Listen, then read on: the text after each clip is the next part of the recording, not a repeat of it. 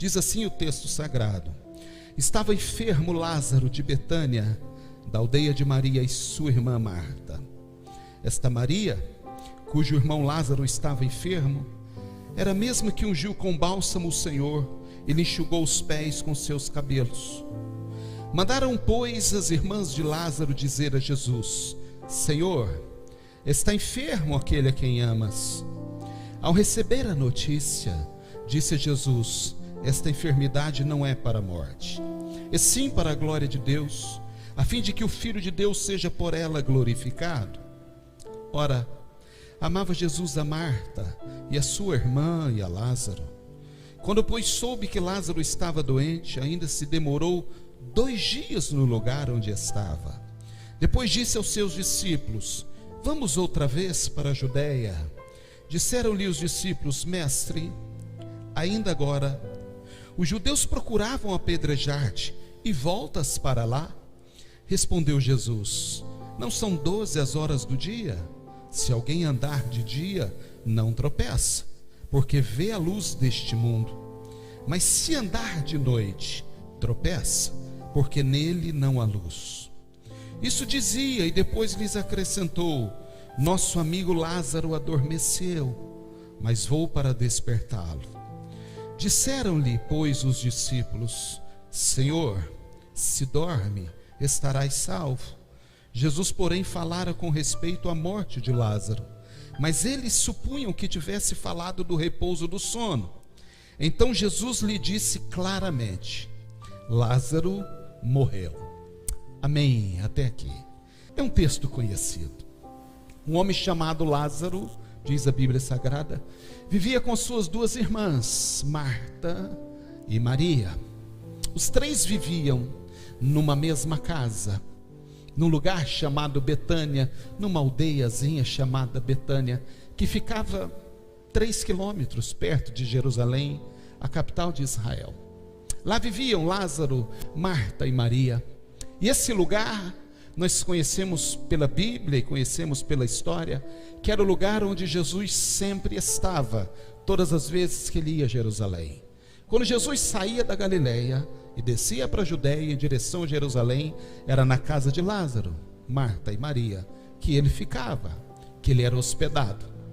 Jesus amava Lázaro, Marta e Maria, e eles amavam o Senhor também. A relação desta família com Jesus, pela Bíblia nós encontramos que era uma relação muito próxima, muito íntima. Maria, nos lembra João que escreveu, é aquela que quebrou o seu vaso de alabastro com um unguento que tinha dentro e derramou sobre a cabeça o corpo de Jesus, ungindo o corpo do Senhor. Diz a Bíblia que ela lavava os pés de Jesus com as suas lágrimas e com seus cabelos ela enxugava. Então esta família, Lázaro, Marta e Maria, certamente era uma família que Jesus amava e amava muito. Jesus sentia-se bem lá na casa com eles. O texto que nós lemos nos traz, queridos, a conhecida história bíblica, a narrativa do texto sagrado sobre a vida, morte e ressurreição deste homem chamado Lázaro. É uma das narrativas mais emocionantes da Bíblia para mim, e eu acho que para os irmãos também.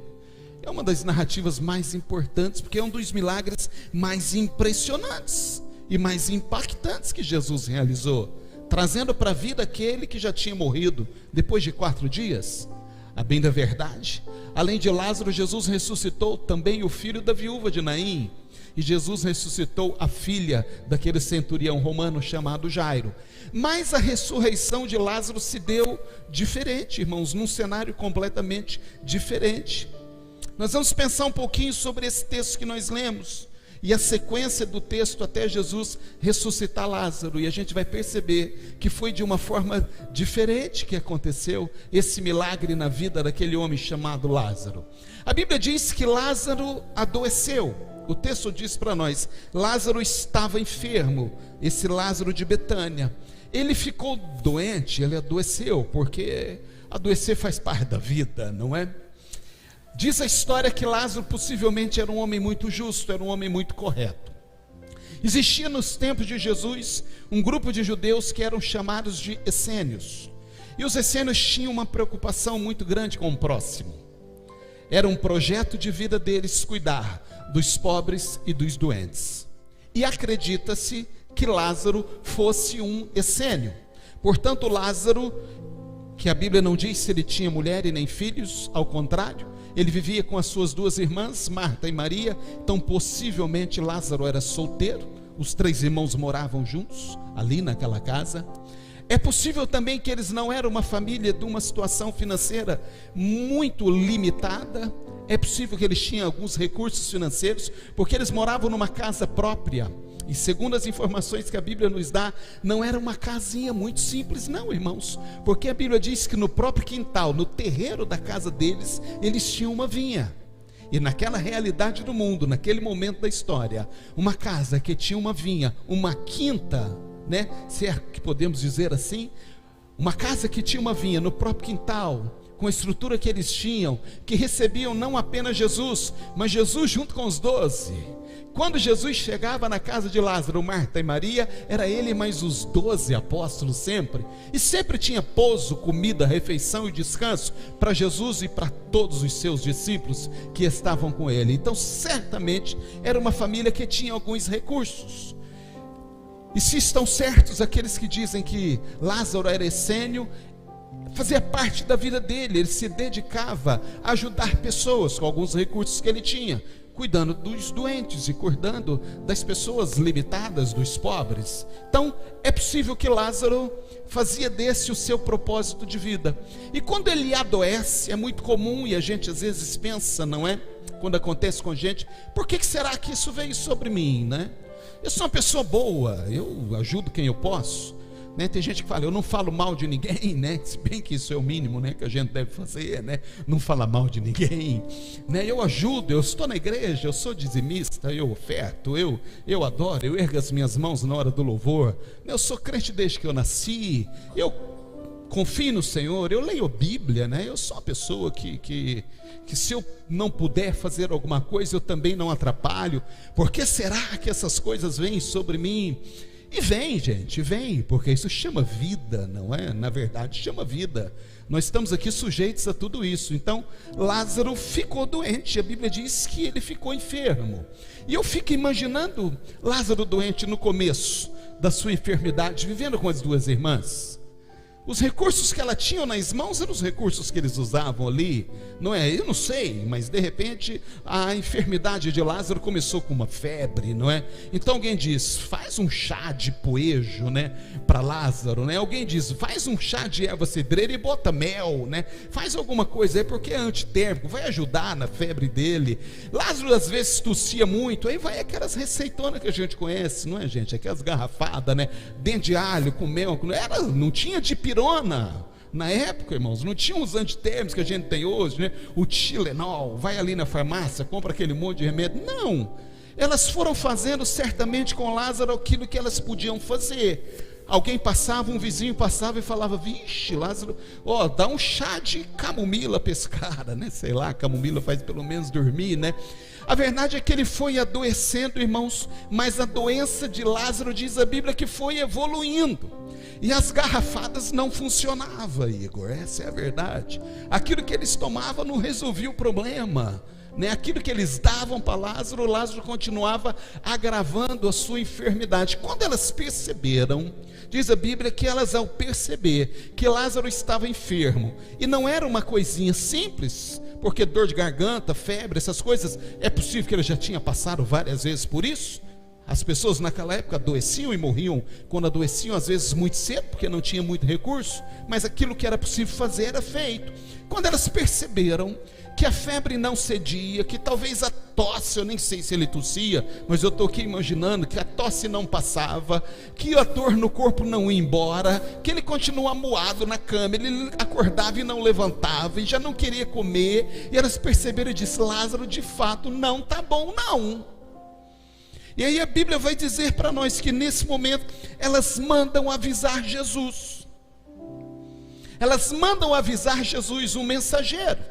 Um mensageiro vai levar para Jesus essa informação de que Lázaro não estava bem.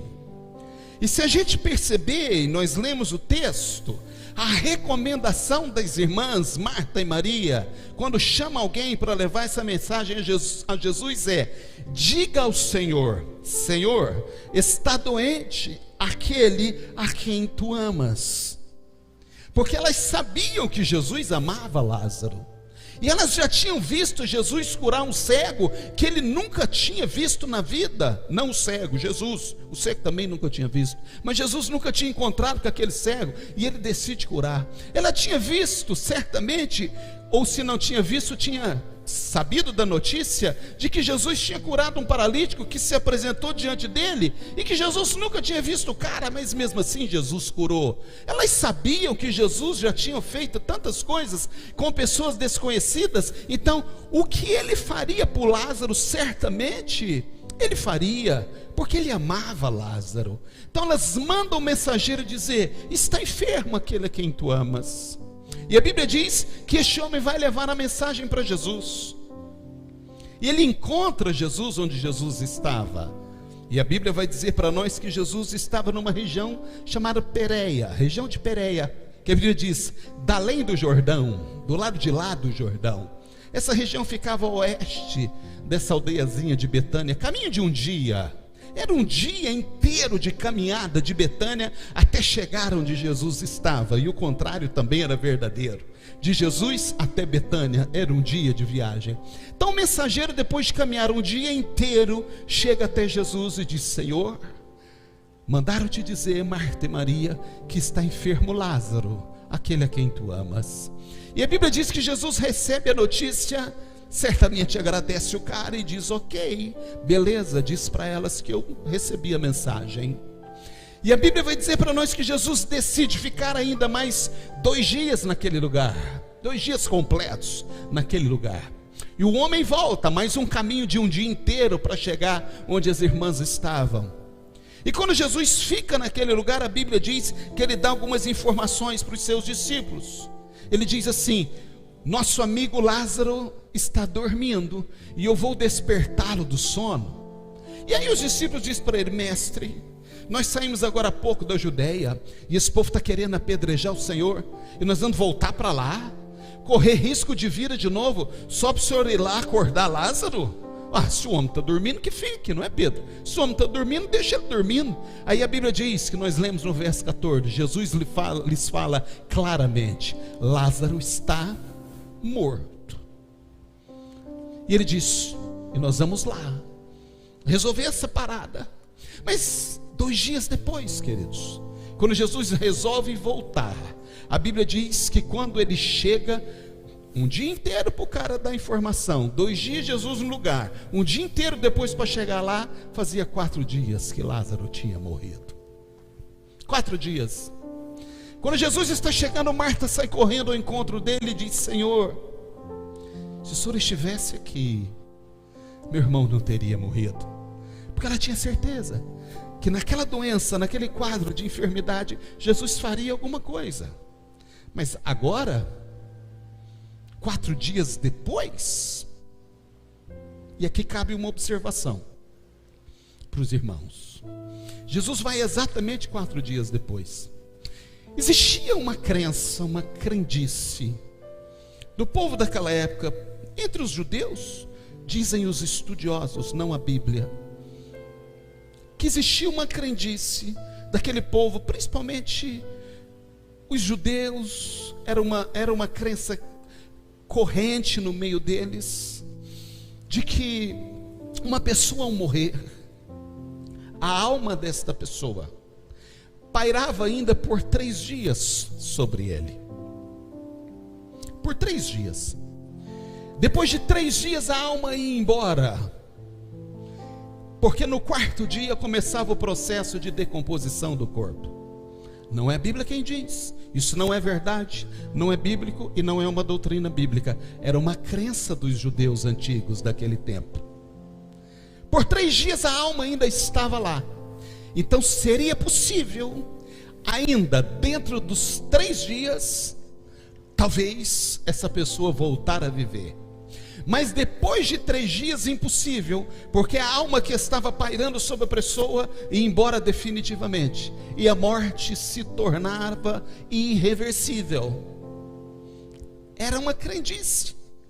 Portanto, Jesus chega no 4º dia. Se foi por causa disso, eu não sei.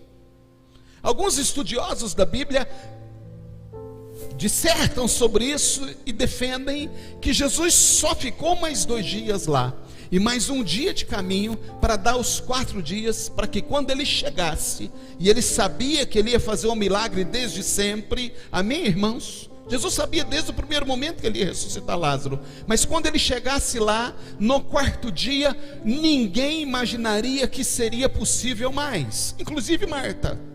Porque Marta disse: Senhor, se o Senhor estivesse aqui, o meu irmão não teria morrido. Mas Jesus disse para ela: Marta, o teu irmão vai ressuscitar. E ela disse: eu sei, Senhor, na ressurreição dos últimos dias, porque os judeus criam na ressurreição, menos os saduceus, uma corrente religiosa que não cria na ressurreição, mas esse é um assunto para outra hora. Mas os judeus, de modo geral, criam na eternidade da alma. Então ela dizia: eu sei, Senhor, mas na ressurreição dos últimos dias. Porque ela pensava, creio eu, baseando nesse entendimento dos estudiosos, 4 dias depois não tem mais o que fazer, a alma foi embora, já não está mais pairando sobre o corpo, então não há chance, a morte agora se tornou irreversível. Se foi por essa razão, eu não sei, irmãos, mas é possível que seja. E se foi, Jesus opera o milagre de ressuscitar Lázaro no 4º dia, para espanto de todos. Ninguém imaginava que aquilo pudesse acontecer. E você conhece o texto, ele diz: tira a pedra. Alguém disse: Senhor, cheira mal. Marta mesmo disse, ele diz: tira a pedra. E aí ele ressuscita, ele traz Lázaro de volta para a vida, depois de 4 dias morto. Esse é o pano de fundo. É disso que se trata essa história de Lázaro que nós acabamos de ver aqui no texto bíblico. E eu, resumidamente, não tão resumidamente assim, passei para os irmãos para que a gente entendesse o que está rolando aqui. Jesus de fato ressuscita Lázaro, mas o texto que nós lemos, queridos, e essa narrativa bíblica e esse acontecimento traz para nós alguns ensinamentos, e é isso que importa. É isso que importa para mim nesta noite. Que a palavra do Senhor faça sentido para você, e que você consiga encontrar sentido naquilo que está sendo ministrado aqui. A história de Lázaro é linda, é impactante, ela impacta a minha vida, ela impacta a sua vida. Jesus é o Senhor da vida. Há um livro muito antigo que diz assim: o dia que a morte morreu, contando a história da ressurreição de Lázaro. A morte morreu, porque quando Jesus chegou, a morte morreu, porque a vida voltou à tona de novo. Ele trouxe Lázaro para a vida de novo. 4 dias depois de morto, Lázaro volta para a vida, e ele volta Lázaro, com todas as informações do córtex cerebral dele, com toda a personalidade dele, com toda a natureza dele. Não voltou um zumbi, ele não voltou uma criança para começar de novo, não, ele voltou Lázaro, com todas as memórias que ele tinha até aquele momento. E é isso que me impressiona, porque dizem os médicos aí, nós temos médico aqui, que a morte cerebral de uma pessoa, ao ser declarada com morte cerebral, e se ela não volta, ela perde toda a composição de pensamento e de história e de natureza de quem ele era. Algumas pessoas entram num processo de coma e depois voltam e não se lembram de absolutamente mais nada. Recentemente agora, coisa de 2 semanas ou 3, eu li uma matéria de salvo engano, uma americana, que ela caiu, ela teve uma queda simples, e quando ela voltou, apagou 15 anos da memória dela. Ela não lembrava do marido, ela não lembrava dos filhos, e eles estavam lá lutando com essa mulher. Agora imagina um homem 4 anos morto, sem um coração bombear o sangue para o corpo e para o cérebro. Imagina esse homem, o cérebro já tinha ido embora, e junto com ele todas as memórias, todas as referências, tudo sobre Lázaro. Mas quando Jesus ressuscita Lázaro, ele volta Lázaro, com toda a sua história, a sua memória, e tudo até aquele momento, porque Jesus é Deus, e Ele faz aquilo que ninguém faz. Então é linda essa história.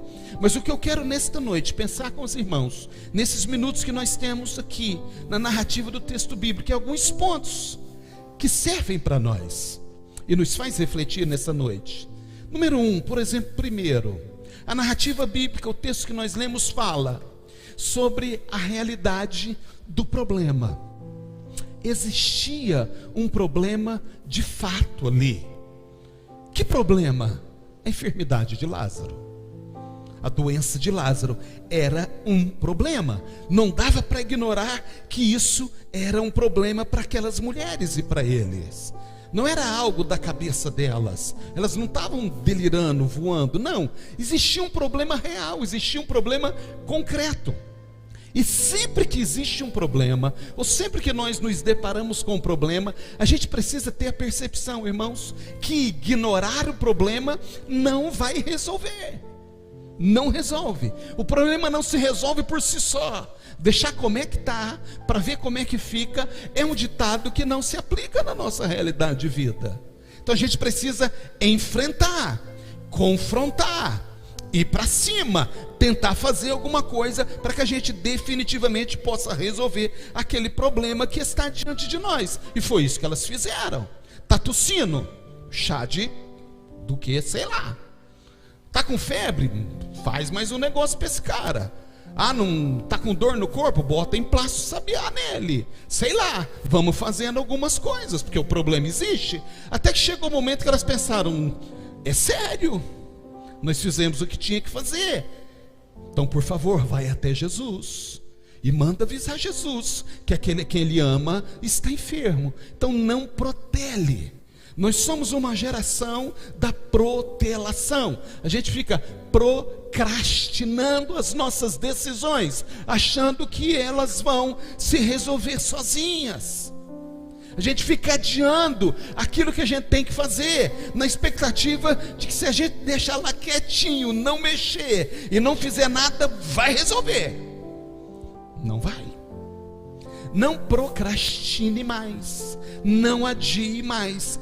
Tome as decisões que precisam ser tomadas. Se precisar buscar socorro, busque. Se precisar fazer alguma coisa que não está nas suas mãos, faça. Se precisar fazer algo que ainda está nas suas mãos, faça, porque ainda está nas suas mãos, porque não vai resolver. Uma outra questão que eu aprendo aqui é que os problemas são imprevisíveis. Eles vêm quando nós menos esperamos. Já pensou sobre isso, irmãos? Se eu soubesse que se eu vou ter um problema financeiro no dia 15 de dezembro de 2023, se eu soubesse isso de antemão agora, no dia 15 de dezembro você vai ter um gap, um furo no seu caixa que vai te comprometer. O bom senso, a razão me diz então que eu estou em janeiro. E se o problema vai aparecer para mim em dezembro de 2023, o que eu faço? Começo a poupar, a guardar um pouquinho, para que quando chegar lá em dezembro e eu tiver esse gap, esse déficit de caixa, aquilo que eu guardei supra a necessidade que eu vou ter lá em dezembro. Foi mais ou menos isso que José fez no Egito. 7 anos de vaca gorda, 7 anos de vaca magra. Deus revelou para ele o problema que teria o Egito, e ele sobe. Aí ele agiu antes das vacas gordas, antes das vacas magras, para que durante o período das vacas gordas ele fizesse um celeiro grande, e o Egito se tornou a maior potência do mundo, porque com antecedência ele sobe. Mas nós não sabemos com antecedência, queridos, na maioria das vezes. Nós somos pegos de surpresa. É alguém que não pagou, é uma situação externa à nossa vontade que aconteceu, e quando a gente vê, quebrou, fechou, não tem mais o que fazer, e a gente fica, e agora? Se alguém chegar e disser para mim, pastor, o senhor para de comer carne vermelha, porque senão no dia 30 de julho de 2023 você vai ter um infarto, e se você parar de comer carne vermelha hoje, você não tem. E eu não sei se eu paro, mas eu paro, não é? Por quê? Porque eu vou saber com antecedência. O problema é que a gente não acredita que aconteça com a gente, irmãos. Eu acho que acontece com os outros, Taboada, mas comigo não acontece não. Então vamos que vamos. Não é assim? Aí de repente vem a gente fala, meu Deus, e agora? Então essa imprevisibilidade, essa impossibilidade, esse fator surpresa é que torna as situações ainda mais difíceis na nossa vida. Torna ainda mais difícil, o problema potencializa, a situação fica mais difícil. Por quê? Porque nos pegam despreparados e compromete a nossa capacidade de reação e de enfrentamento. Eu não esperava. Quantas vezes a gente recebe, alguém recebe um laudo, está tudo bem. Quantas pessoas você conhece, e eu conheço, que está tudo bem. Olha um pouquinho para trás, queridos, durante esse período de pandemia, o que nós passamos? Eu perdi amigos, pessoas próximas, muito mais jovens do que eu, que estava tudo bem. De repente, foi algo imprevisível, ninguém imaginava, o mundo não esperava. Então o problema é que os problemas são imprevisíveis. Lembra dos discípulos atravessando o mar da Galileia naquela tempestade? Saíram, beleza, céu azul, cair da tarde, sol se pondo. Eles saíram para atravessar o mar da Galileia de uma ponta na outra. Estavam saindo daqui para ir para Cafarnaum. Os discípulos pescadores, conhecedores de como é que funcionava a vida no barco. Jesus encostou no barco e dormiu. De repente, no meio daquele lago, que eles chamam de Mar da Galileia, o tempo começou a fechar, ficou negro, e começou a bater o vento, e as ondas, diz a Bíblia, que se levantavam mais altas do que ondas do mar, a ponto de querer virar aquela embarcação. Imprevisível. Eles não esperavam, porque se esperassem, certamente eles não teriam ido. Se eles soubessem, quando vocês chegarem no meio do mar, vai vir uma tempestade, e vocês não resistem não, então vamos ficar, a gente sai amanhã de manhã, qual o problema? Imprevisível. E aí se torna mais difícil, para que a gente possa combater, confrontar, ir para cima e tentar resolver. Mas isso chama vida. Vida, gente. É um laudo médico que a gente recebe, que tira o nosso chão. É uma situação financeira comprometida que a gente não esperava, que de repente acontece. É um acidente, por isso que chama acidente, porque ninguém espera, que acontece conosco e a gente fica numa situação que não sabe o que fazer. É um problema com os nossos filhos que nos impacta profundamente e a gente não sabe como lidar. São imprevisíveis. Lázaro estava bom, ficou doente e rapidamente evoluiu para um quadro mais grave. E o quadro mais grave levou à morte, que em tese é o fim de todas as coisas.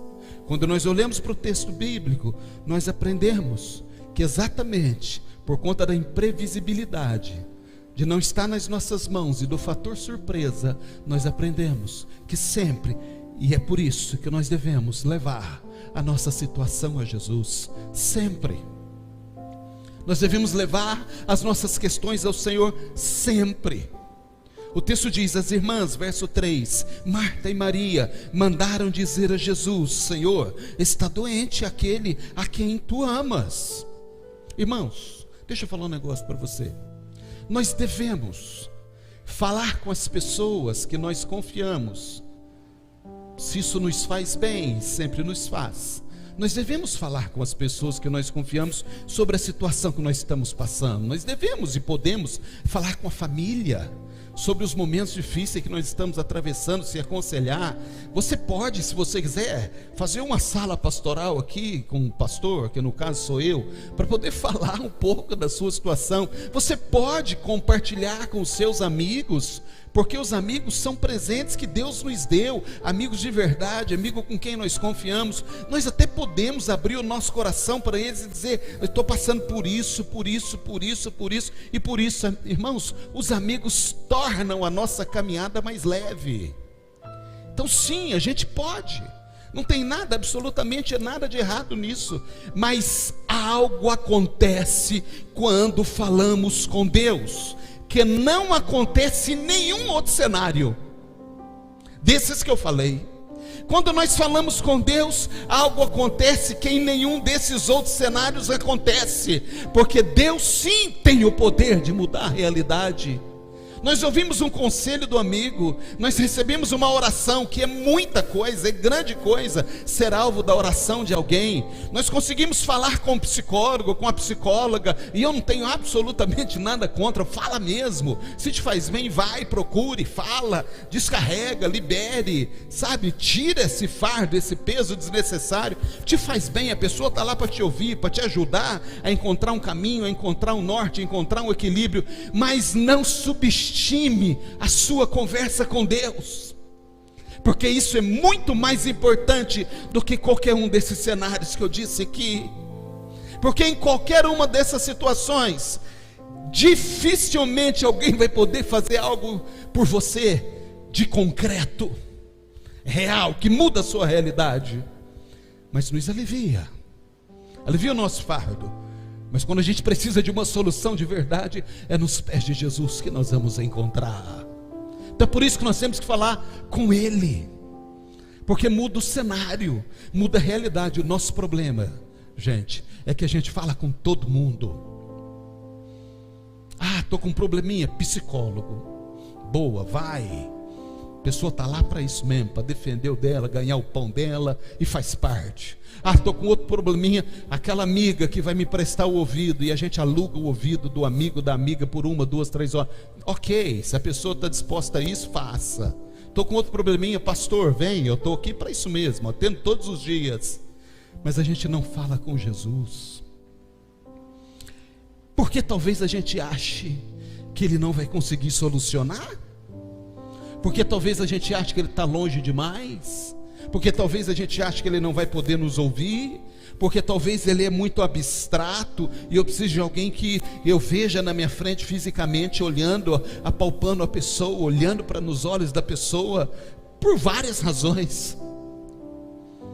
E aí nós muitas vezes deixamos de falar com o Senhor, que é a fonte da solução de tudo, e a gente começa a bater em portas e mais portas, aqui, ali, e aquilo que a gente precisa fazer de verdade, muitas vezes nós não fazemos. Marta e Maria, quando elas perceberam que o chazinho já não estava resolvendo, que o poejo com mel, mais alho, e mais beterraba, e mais não sei o que, não virava nada aquela garrafada. Por favor, chama Jesus para nós, porque nós precisamos dele aqui. Jesus precisa vir aqui. Quantas vezes na sua vida esse chazinho já não está resolvendo mais? Quantas vezes na sua vida essa conversa, que às vezes é um chazinho, não é?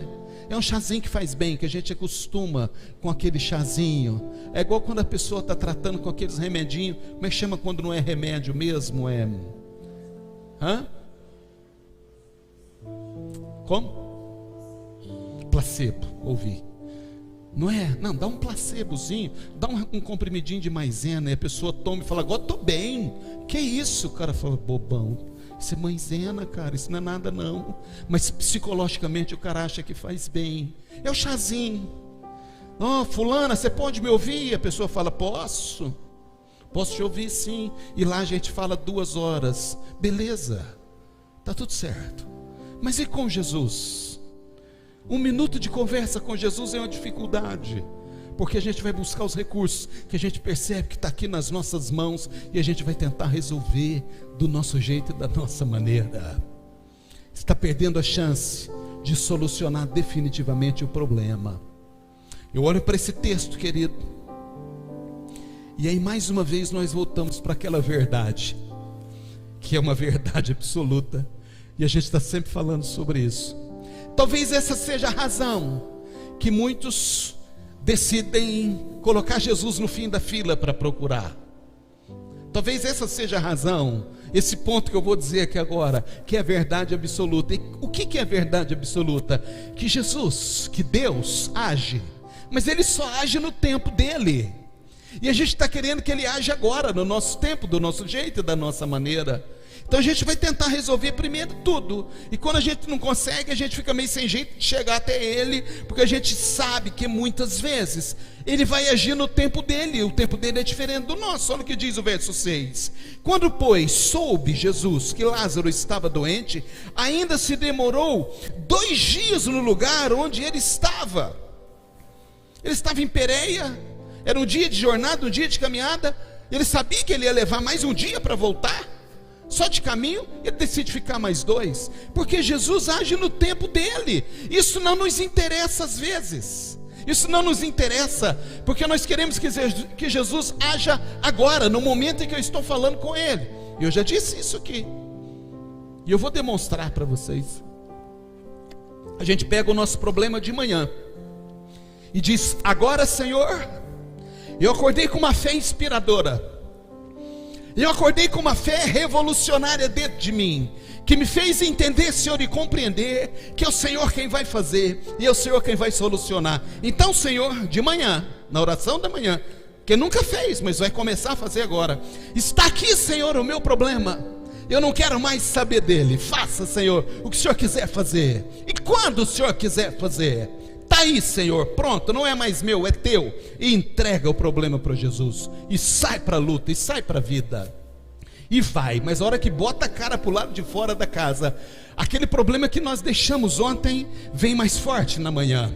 Mas a gente pensa: não, mas eu entreguei para o Senhor, eu fiz uma oração tão fervorosa hoje cedo, e eu bati até os pés no chão, me deu até um negócio, uns arrepios, e eu senti Deus no pé da minha cama, e agora vai, porque eu sei que Ele vai fazer. Mas o tempo vai passando, e a hora que chega na hora do almoço, aquela situação está pior do que ontem, e ela está insustentável, e a gente diz: não, Senhor, mas eu estou nas Tuas mãos, eu continuo confiando em Ti. E o dia segue, nada acontece, nada resolve, e a gente vai para casa chateado e pensa: será que o Senhor não ouviu? Mas eu vou dar mais uma outra chance para Ele. Aí chega de noite no pé da nossa cama, a gente começa a orar e a já profetizar: Senhor, a Tua palavra diz que o Senhor dá aos Seus filhos enquanto eles dormem. Então, Senhor, enquanto eu estiver dormindo, eu sei que amanhã eu vou acordar, e esse problema vai estar resolvidinho, solucionado. Eu não vou ter mais problema nenhum amanhã. Eu sei que em nome de Jesus acabou o meu problema. E a gente bota a cabeça no travesseiro, fala língua estranha ali na fronha, e dorme e acorda, e sai para a rua.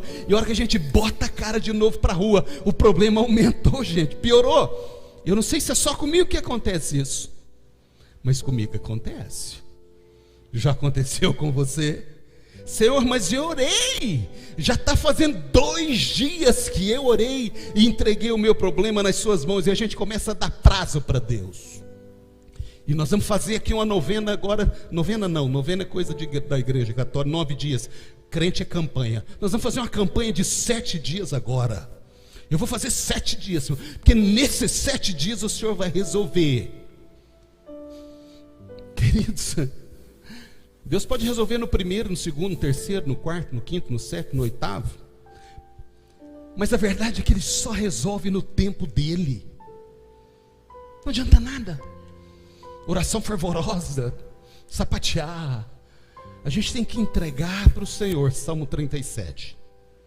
Entrega o teu caminho ao Senhor, confia nele, e Ele tudo fará. E Ele termina: descansa, pois, no Senhor. Entregar, confiar e descansar de verdade. Quando? Não sei. Que prazo que eu dei para Deus? Eu não sou doido para dar prazo para Deus, porque Ele é Deus na minha relação com Ele. Então é Ele que sabe quando Ele vai fazer e como Ele vai fazer. E a gente começa a aprender que Ele faz no tempo certo. Jesus podia ter vindo antes, irmãos. Ter vindo, não ter ido antes, se encontrar com as irmãs, sim ou não? Podia. Jesus podia chegar lá enquanto Lázaro ainda estava enfermo? Dificilmente, porque é possível que Lázaro tenha morrido naquele dia que ele recebeu a notícia, que se estava 4 dias, um dia de caminho. Voltou, 2 dias Jesus fica, Jesus vai e deu os 4 dias. O rapaz saiu para dar notícia, Lázaro morreu. Tanto que Jesus sabia que Ele fala para os seus discípulos: não, Lázaro, Ele não fala que Lázaro está enfermo, Ele já diz: Lázaro está morto. Quando o rapaz vai embora, Jesus já sabia que ele estava morto. O cara não sabia, mas Jesus já sabia. Então sim, Jesus podia ter chegado nos 3 dias, que era a crença dos judeus. 3 dias a alma está pairando sobre o corpo. Ele vai chegar, é mais fácil para ele, porque depois que a alma foi embora, quem que faz essa alma voltar de novo? Não tem como. Mas nos 3 dias está ali, a gente resolve esse problema. Podia. Jesus podia ter curado Lázaro à distância. Podia. Jesus podia até permitir que Lázaro não ficasse doente. Podia. Mas por que Jesus decidiu ficar mais 2 dias e chegar lá no 4º dia, depois que Lázaro tinha sepultado? Ele vai dizer aqui para os discípulos, verso 15: por vossa causa me alegro de que lá não estivesse. Jesus está dizendo, eu estou feliz por não estar lá, e eu estou feliz por causa de vocês. Eu me alegro de forma que eu lá não estivesse, para que vocês possais crer naquilo que vai acontecer. Então o que Jesus estava dizendo ali? Eu posso curar Lázaro, eu posso até nem permitir que o Lázaro fique doente, eu posso ressuscitar Lázaro no 1º dia depois que ele morreu, eu posso chegar lá e resolver essa parada, mas o que eu vou fazer, ninguém nunca viu acontecer. Aquilo que eu vou fazer na vida de Lázaro vai parar aquela cidade. Aquelas pessoas que estão lá com essa crendice de que a alma paira 3 dias, que durante 3 dias pode acontecer. Eu vou chegar no 4º dia para mostrar que eu sou Deus, eu sou o autor da vida, e a morte não vai resistir à voz da vida. Quando a vida chega, a morte morre, a morte vai embora. Isso quer dizer para mim e para você, e eu já vou terminar, que não importa o que está acontecendo com você, não importa se você acha que Deus está demorando. Às vezes a gente pensa, mas agora já acabou tudo, não tem mais chance. Fechou, quebrou, não tem mais jeito. O laudo foi desfavorável, o médico disse que não tem mais o que fazer, o médico disse que não tem mais jeito de fazer. Olha o que as irmãs disse aqui, quando Jesus disse para ela, verso 39, então ordenou Jesus, tirai a pedra. Disse-lhe Marta, irmã do morto, Senhor, cheira mal, porque já é de 4 dias. Marta estava querendo dizer para ele, sem chance, não tem mais o que fazer. Queridos, para Jesus não muda nada. Se Lázaro estava morto há 1, 2, 3, 4, 5 dias, não muda nada. Quando ela diz, Senhor, já cheira mal, eu quero perguntar para os irmãos nessa noite, Jesus pode permitir, se Ele quiser, porque Ele é Deus, que eu e você não passe por aquilo que nós ainda vamos passar, que possa nos trazer dor, sofrimento, tristeza. Ele é Deus, Ele pode, nós oramos por isso. Mas a verdade, queridos, que a situação independe para Ele. Os irmãos estão me entendendo? Que quando Ele quer fazer, não tem esse negócio de cheira mal, faz 4 dias, não tem jeito de ressuscitar. Quem disse? Quem disse para você que não tem jeito? Eu recebi um laudo, o médico disse que não tem mais jeito. O médico, a medicina, a gente respeita, mas Deus é acima da medicina e dos médicos. A empresa não tem mais o que fazer. Quem disse que não tem? A pergunta é, quem te disse? Foi Deus? Foi Jesus que disse, não tem mais jeito para você? Eu não consigo mais fazer nada por você. Deu. Eu nunca vi Jesus dizer isso para alguém, irmãos. Nunca vi Jesus olhar para alguém e dizer, eu não posso fazer mais nada por você. Não. Quando os nossos recursos terminam, quando os recursos aqui findam, quando os recursos da medicina terminam, quando os recursos da ciência terminam, quando os recursos da justiça terminam, quando os recursos financeiros terminam, quando todos os recursos terminam, aí é que começam os recursos de Deus na sua vida. É porque Ele nem começou ainda a agir na sua vida.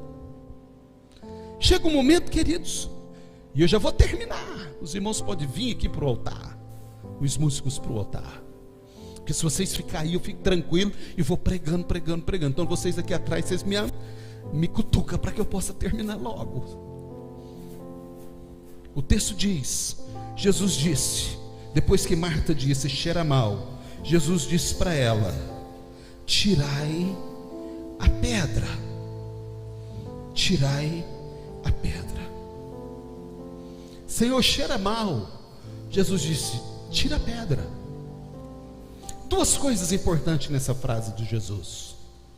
Número 1, tirar a pedra, nesse sentido, é a participação deles no processo do milagre.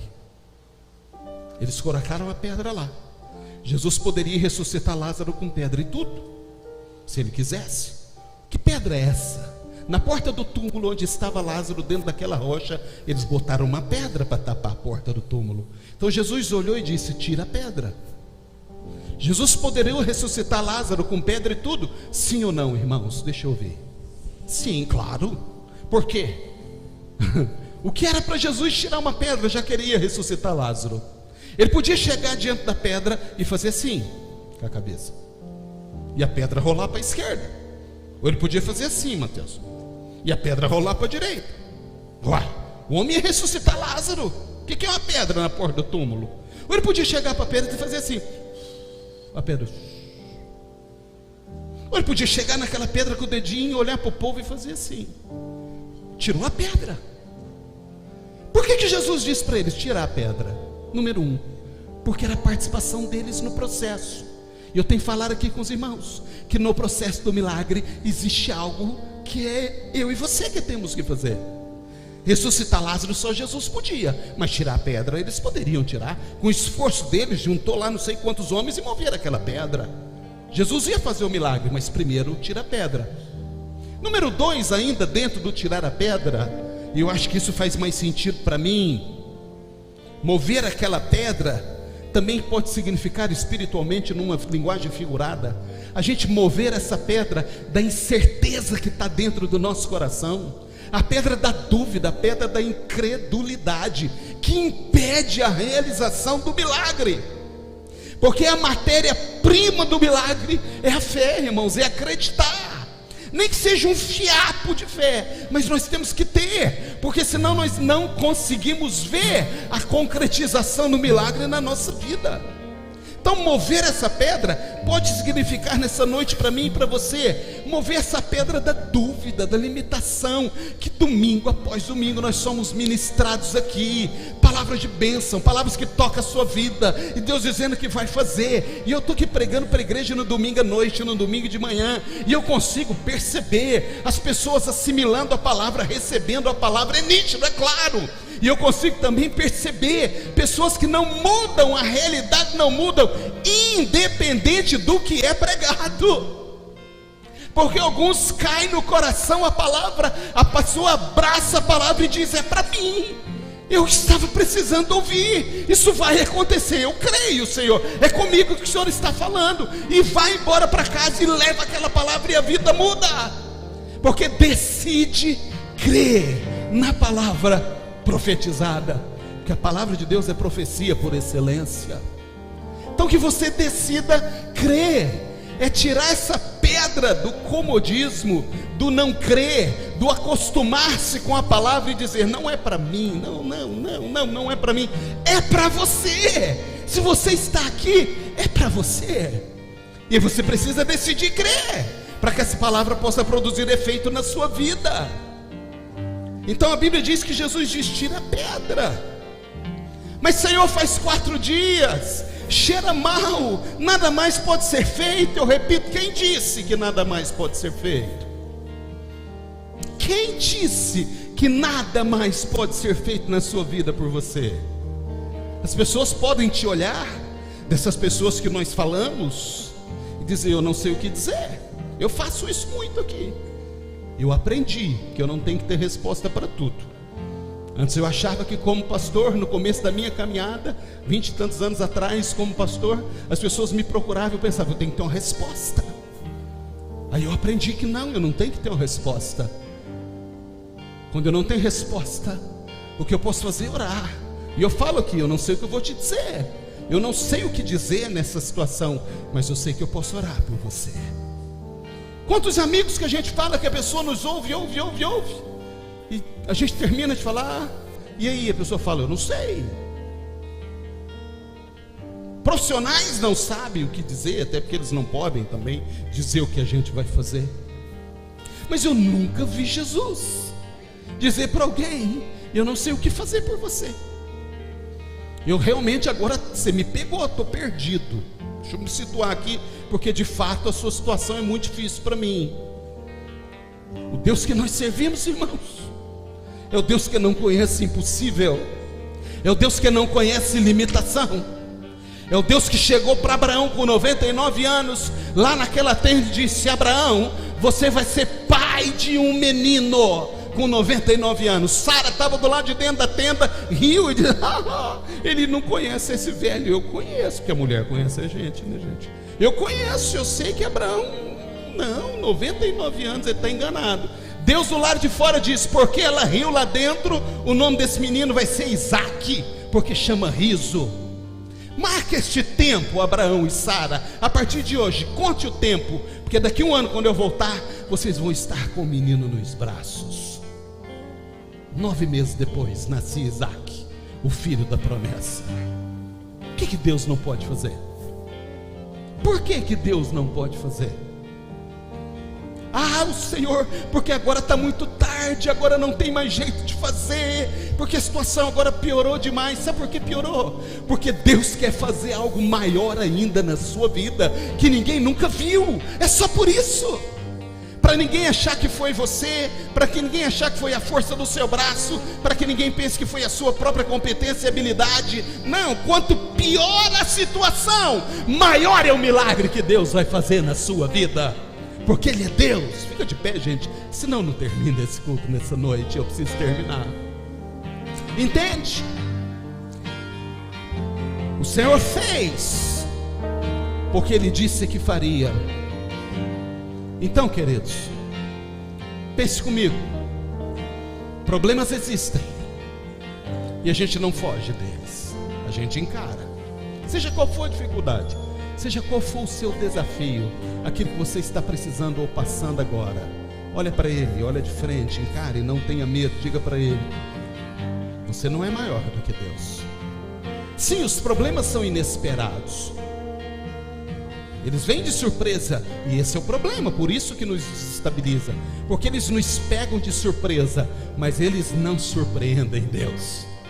Deus não pode ser surpreendido por nada, absolutamente nada, porque Deus é Senhor de todas as coisas.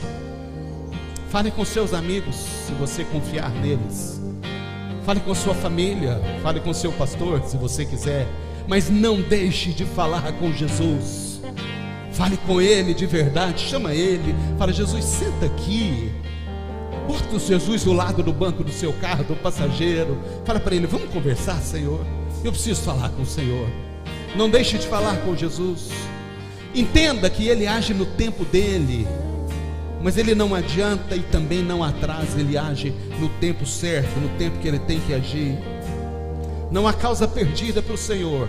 Ainda que alguém te diga: não tem mais o que ser feito, já cheira mal, 4 dias se passaram.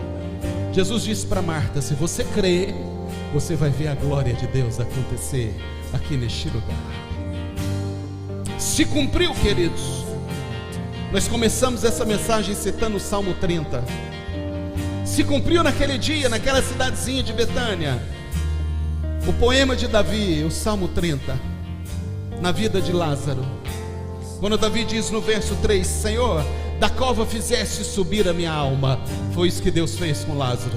Deus trouxe da cova Lázaro. Às vezes nós estamos nessa cova, não literalmente, mas emocionalmente. Podemos estar no fundo da cova, como que mortos, numa situação sem saber o que fazer. Jesus é aquele que vai lá, estende as mãos e te traz de volta desta cova.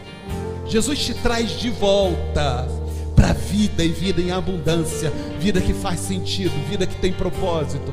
Não importa como está o teu coração agora, não importa como está o teu emocional, Jesus restaura o teu emocional, o teu coração, porque Ele é Deus. Às vezes a gente pensa: não dá mais como sair. Jesus diz: dá, porque eu vou te tirar de lá. eu te tiro de lá. E se cumpriu na vida deles. O verso 5 do Salmo 30. O choro pode até durar uma noite, mas a alegria vem pela manhã. No caso deles, 4 noites e 4 dias de choro incessantes pela perda de Lázaro. 4 dias chorando a perda daquele homem. Quando Jesus chegou, oh, aleluia, a Bíblia diz que o choro foi embora e a alegria voltou de novo. Por mais negra, por mais densa, por mais difícil que esteja a noite na sua vida, ela não pode impedir o sol de voltar a nascer na manhã. Vai chegar um momento que o sol vai raiar, vai brilhar de novo, e diz a Bíblia que junto com o sol vem a alegria do Senhor na nossa vida. É promessa dele, é ele quem diz. Então, se essa palavra fez sentido para você, eu não vou te chamar para o altar, eu quero que você fique aí onde você está.